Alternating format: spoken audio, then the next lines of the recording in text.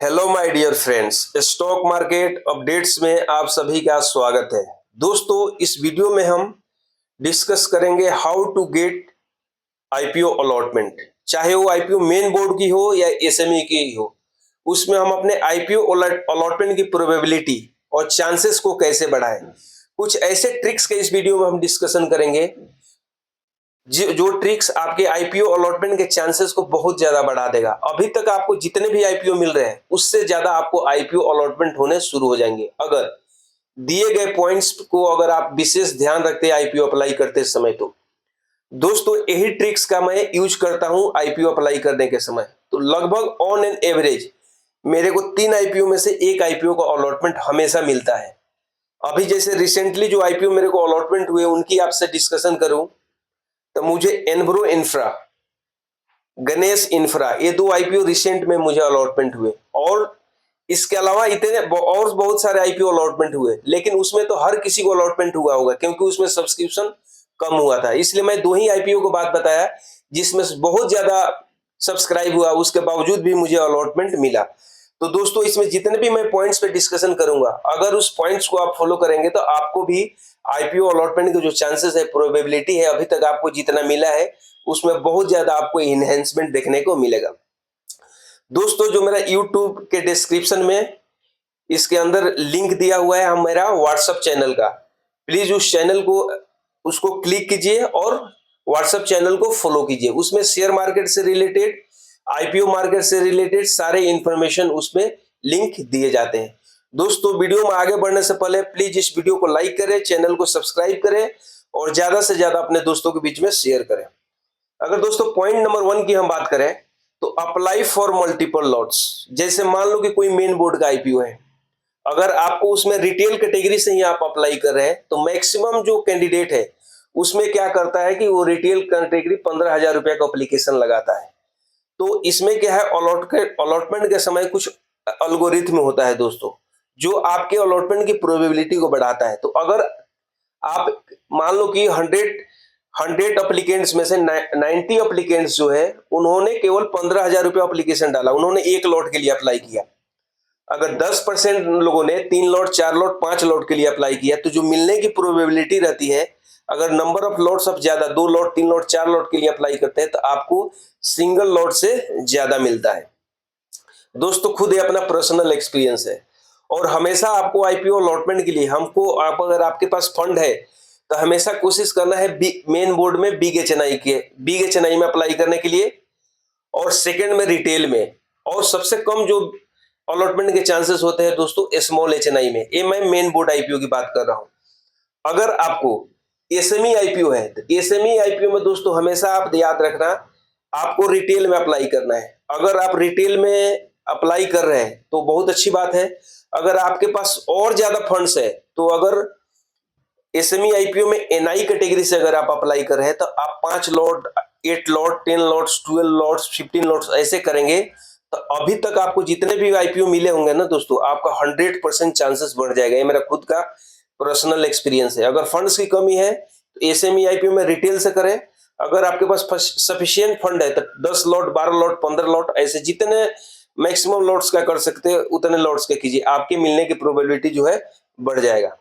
Second जो point है दोस्तों, invest through multiple demat accounts. दोस्तों, हमेशा आपके पास मिनिमम 2 अकाउंट होना चाहिए। जैसे मान लो कि कभी आपने शेर खान के ऐप से अप्लाई कर दिया, कभी जेरोधा के ऐप से अप्लाई कर दिया, कभी एंजल ब्रोकिंग के से आपने अप्लाई कर दिया, कभी आपने असबा के थ्रू अप्लाई कर दिया, कभी आपने यूपीआई मैंडेट्स के थ्रू अप्लाई कर दिया। तो दोस्तों, आपके मल्टीपल अलग अलग कंपनियों के डीमेट अकाउंट से तो आपको करना ही है, लेकिन जो आपका पेमेंट का मेथड्स है जैसे यूपीआई मैंडेट हो गया, असबा हो गया, इंटरनेट बैंकिंग हो गया, इस मेथड्स में भी आपको बार बार चेंजेस करने हैं। एक ही मेथड का बार बार आपको रिपीटेशन नहीं करना है। इस बार अगर एक में आपने यूपीआई मैंडेट किया तो दूसरा में असबा से कीजिए, तो तीसरा में इंटरनेट बैंकिंग से कीजिए। इससे क्या है दोस्तों, आपको जो अलॉटमेंट के चांसेस है बहुत ज्यादा बढ़ जाता है।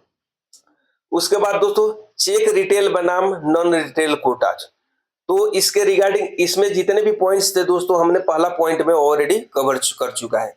आप उसमें देख लीजिए कि रिटेल में कितने परसेंट अलॉटेड है स्मॉल एचएनआई में कितने हैं, बिग एचएनआई में कितने हैं। अगर एसएमई आईपीओ है तो उसमें आपको 35% रिजर्वेशन मिलता है रिटेल के लिए, 15% मिलता है आपको एनआई कैटेगरी के लिए। तो ये सारी चीज ऑब्जर्वेशन करने के बाद ही आपको डिसाइड करना है मेरे को रिटेल में अप्लाई करना है या स्मॉल एचएनआई में करना है या बिग एचएनआई में करना है या एनआई कैटेगरी में करना है।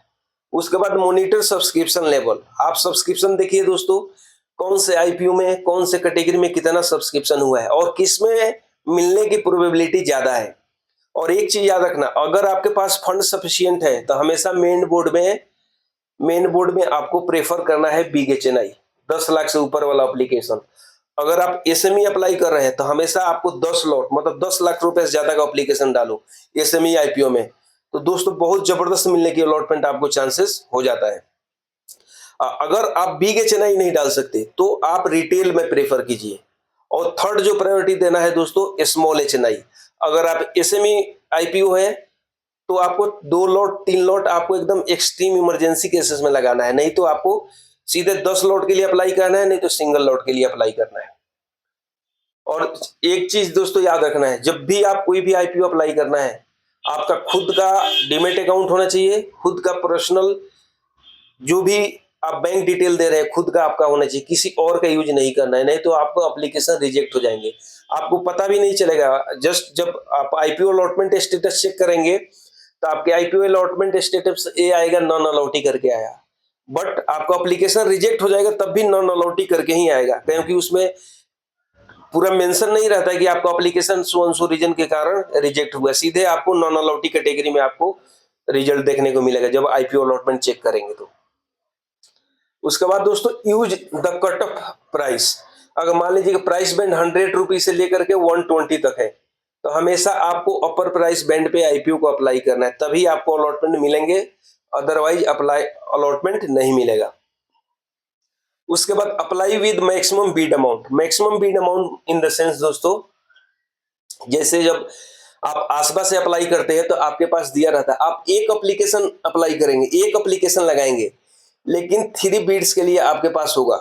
जैसे मान लीजिए कि आपने 200 एप्लीकेशन 200 शेयर्स के यहाँ पे अप्लाई कर दिए, यहाँ पे 150 के कर दिए, यहाँ पे 100 के दिए, आपका एप्लीकेशन एक ही रहेगा लेकिन 3 बीड लगेंगे, यानी 3 बार आपका लकी ड्रॉ निकलेगा अलॉटमेंट मिलने के लिए। और दोस्तों ये बहुत ज्यादा कामयाब मेथड है। मैं खुद मेरा जब भी मैं स्मॉल एचएनआई से अप्लाई करता हूं दोस्तों, तो स्मॉल एचएनआई में 2,07,000 या 2,08,000 जितना भी मिनिमम अमाउंट होता है उससे मैं 2 लॉट ऊपर के लिए अप्लाई करता हूं। फर्स्ट बीट डालूंगा उससे 2 लॉट ज्यादा के लिए, सेकेंड लॉट डालूंगा 1 लॉट ज्यादा के लिए, थर्ड लॉट जो डालता हूं मैं, जो मिनिमम रिक्वायरमेंट होता है 2,07,000 या 8,000 उसका डालता हूं।